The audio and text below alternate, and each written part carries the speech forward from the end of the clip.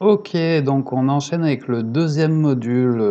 Donc dans le premier module, on a réservé notre nom de domaine, notre hébergement avec préinstallation de PrestaShop. Alors quel que soit l'hébergeur que vous avez choisi, vous avez dû recevoir maintenant par email. Donc moi, ça fait une quinzaine, une vingtaine de minutes, j'ai tout reçu.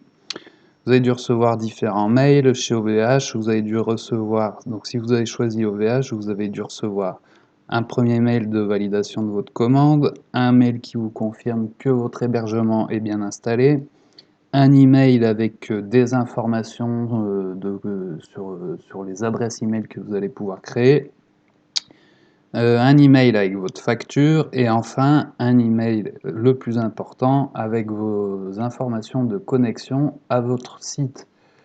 Donc déjà, vous pouvez aller voir sur votre site, sur le nom de domaine que vous avez réservé. Donc moi, c'est formation-site-internet.com. Vous voyez qu'on a une boutique qui est installée.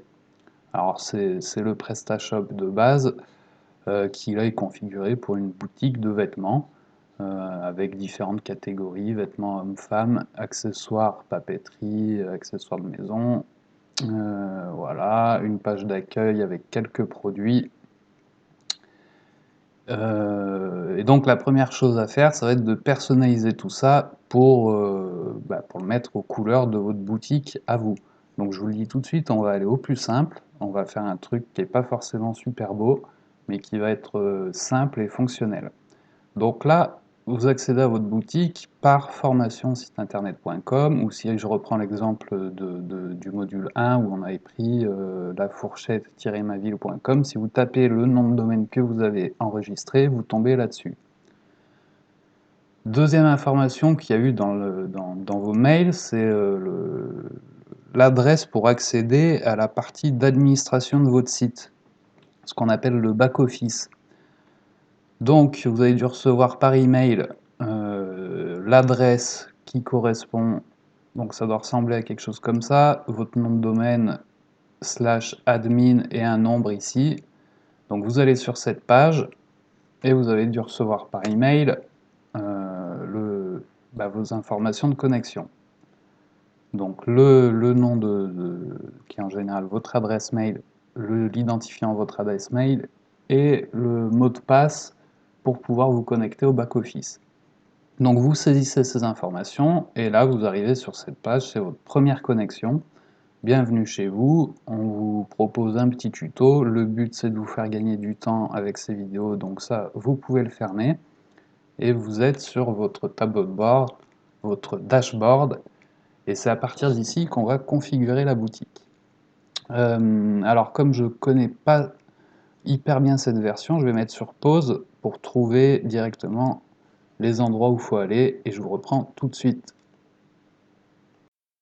Ok, donc première chose à faire, vous avez vu en fait quand vous vous connectez pour la première fois, ça vous propose un tutoriel, la fenêtre qu'on vient de fermer, mais par contre on voit qu'on est encore en mode tutoriel en dessous là. Donc vous faites quitter le tutoriel, et puis on va aller voir, donc vous avez vu que par défaut on a une boutique avec plein de choses qui sont des exemples mais dont on n'a pas besoin. Donc première chose à faire, on va aller télécharger et installer un module qui permet de nettoyer la boutique qui s'appelle PrestaShop Cleaner. Donc on recherche, on le trouve là, PrestaShop Cleaner, on l'installe et lui en fait il va nous virer tous les produits, toutes les catégories qui sont installées de base. On clique sur configurer.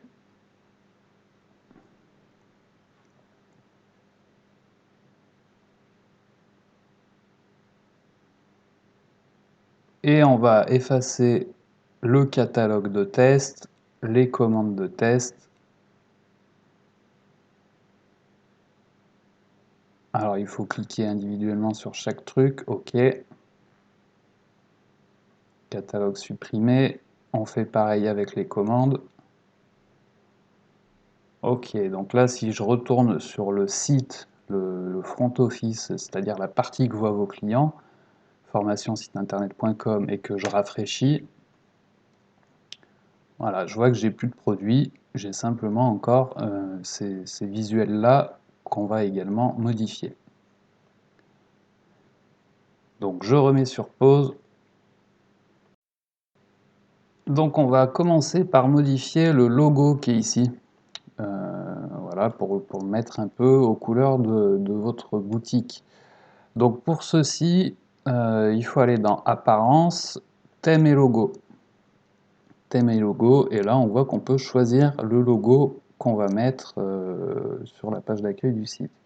Alors soit vous avez déjà votre logo et vous venez le chercher, soit vous l'avez pas et je vous montre rapidement comment faire un logo de base. Hein. Donc vous allez chercher par exemple Paint, dans Accessoires Windows Paint, vous faites une nouvelle image, on redimensionne, on va dire en pixels, qu'elle fait, je sais pas, 300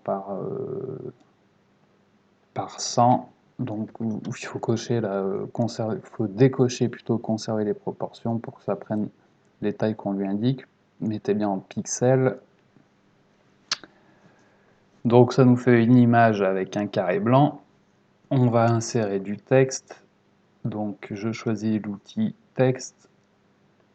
Je dessine ma zone de texte et puis là je vais mettre mon texte qui va être simplement formation site internet.com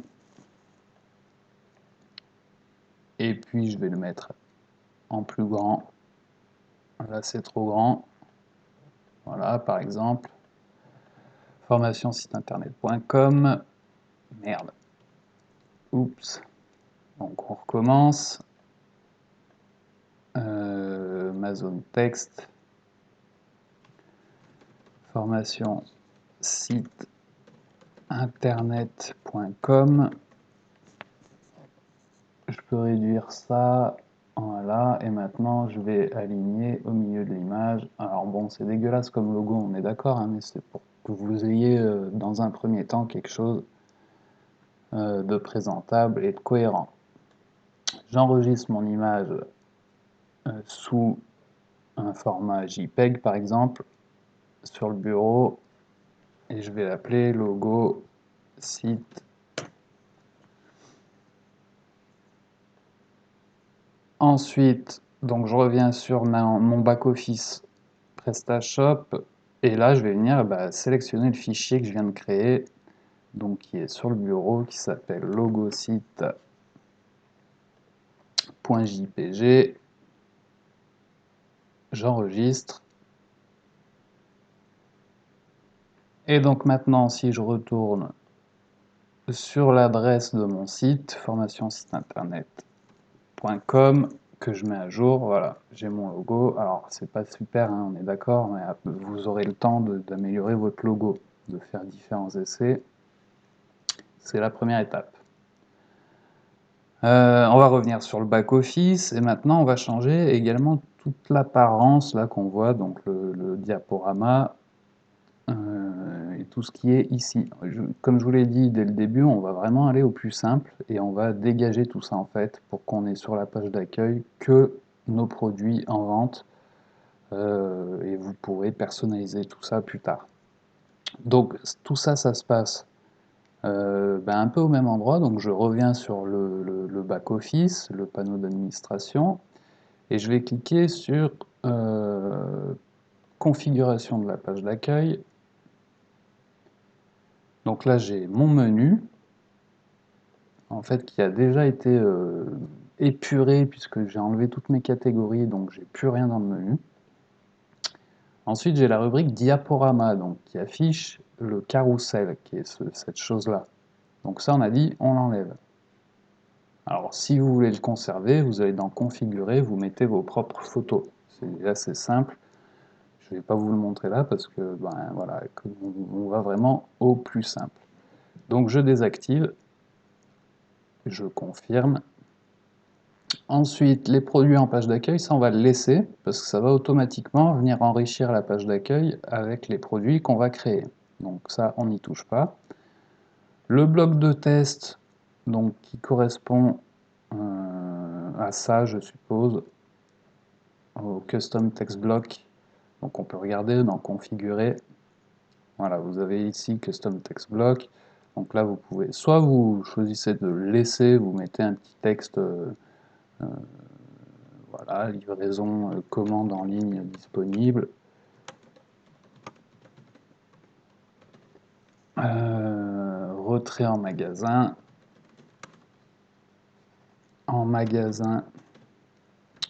en 24 heures, par exemple. Ça, on peut le mettre en un peu plus gros. Et puis là, voilà, merci pour votre confiance.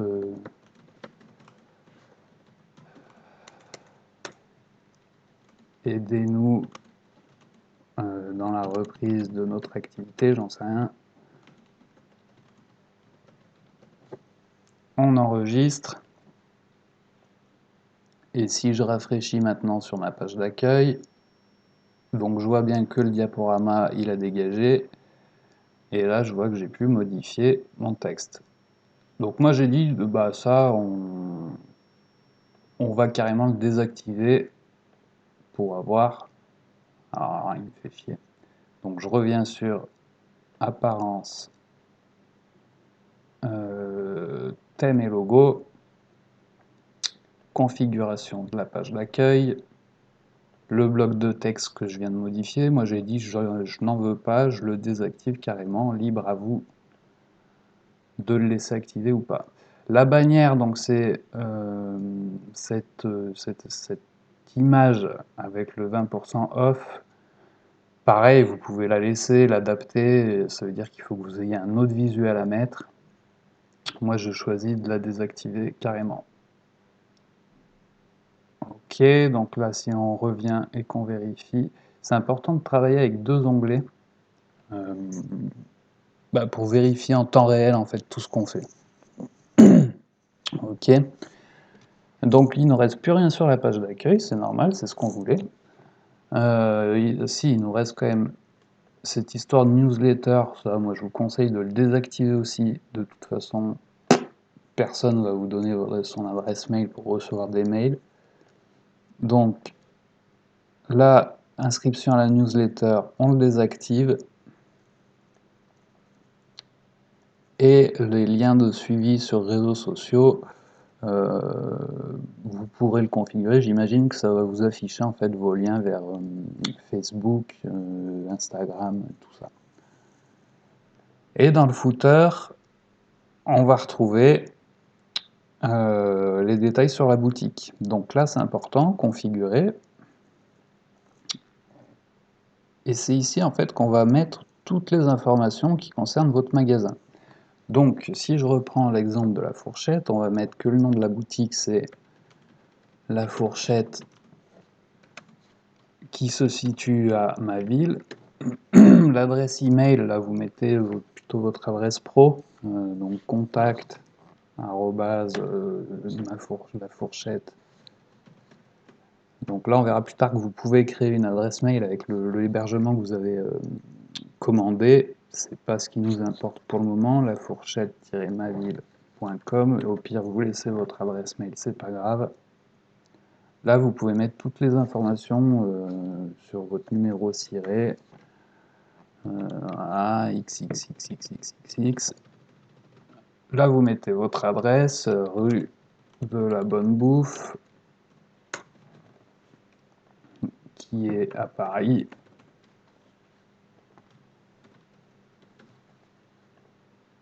Tout ça, c'est facultatif, et on enregistre. Et ça a dû nous mettre à jour, donc sur la page d'accueil, on voit qu'on n'a carrément plus rien, sauf que là, on a bien les informations qui nous concernent, qui sont mises à jour. Donc là, on se retrouve avec notre coquille vide de notre site internet. On voit bien que dans le titre de la page, ça a été mis à jour aussi, et que ça s'appelle maintenant la fourchette-ma ville. Voilà, ça va être la fin de ce deuxième module, pour pas faire des vidéos trop longues, et on va enchaîner avec un peu plus de configuration dans le module 3.